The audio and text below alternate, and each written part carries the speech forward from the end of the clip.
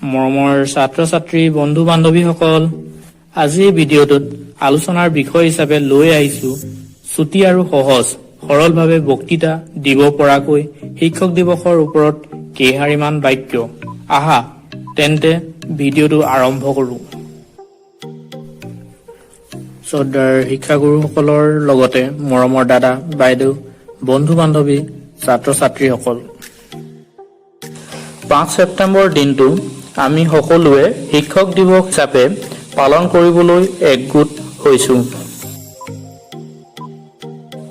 এই দিৱসৰ উপলক্ষে আপোনালোক সকলোৰে আগত কিছু কথা ক'ব বিচাৰিছো। শিক্ষক দিৱস আমাৰ দেশ ভাৰতবৰ্ষত প্ৰতি বছৰে 5 ছেপ্টেম্বৰ তাৰিখে পালন কৰা হয়। আজিৰ দিনটোত ভাৰতৰ পূৰ্ব ৰাষ্ট্ৰপতি ডক্টৰ সৰ্বপল্লী ৰাধাকৃষ্ণনৰ জন্ম হৈছিল তিৰুতানী নামৰ এখন সৰু চহৰত।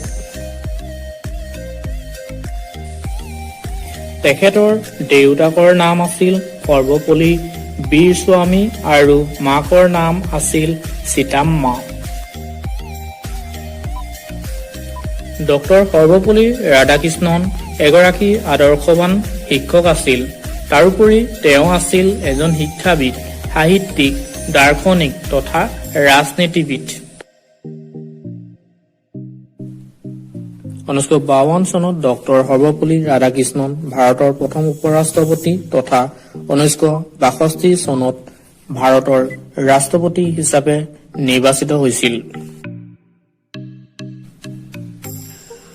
1954 চনত ডক্টৰ সৰ্বপল্লী ৰাধাকৃষ্ণনে ভাৰতবৰ্ষৰ সৰ্বোচ্চ অসামৰিক সন্মান ভাৰত ৰত্ন সন্মানেৰে বিভূষিত হৈছিল। 17 এপ্ৰিল 1975 চনত ডক্টৰ সৰ্বপল্লী ৰাধাকৃষ্ণনৰ মৃত্যু হৈছিল।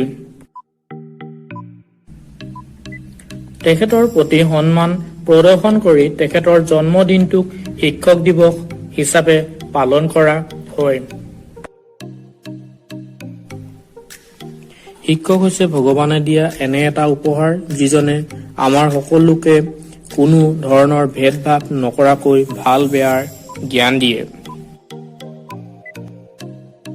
শিক্ষকসকলক সদায় সন্মান আৰু ভাল পাব লাগে। মাক দেউতাকে নিজৰ ল'ৰা ছোৱালীক ভাল পায় আৰু তুলি তালি ডাঙৰ দীঘল কৰে।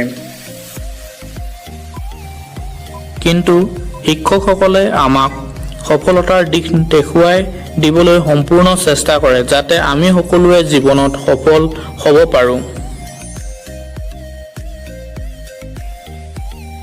সেইবাবে কোৱা হয় শিক্ষকসকলৰ স্থান সকলোতকৈ ওপৰত আৰু শিক্ষা অবিহনে আমি জীৱনত আগবাঢ়ি যোৱা কল্পনাও কৰিব নোৱাৰো। এই শিক্ষক দিৱসে শিক্ষক আৰু ছাত্ৰ ছাত্ৰীসকলৰ মাজৰ সম্পৰ্ক আৰু গভীৰ কৰি তোলে।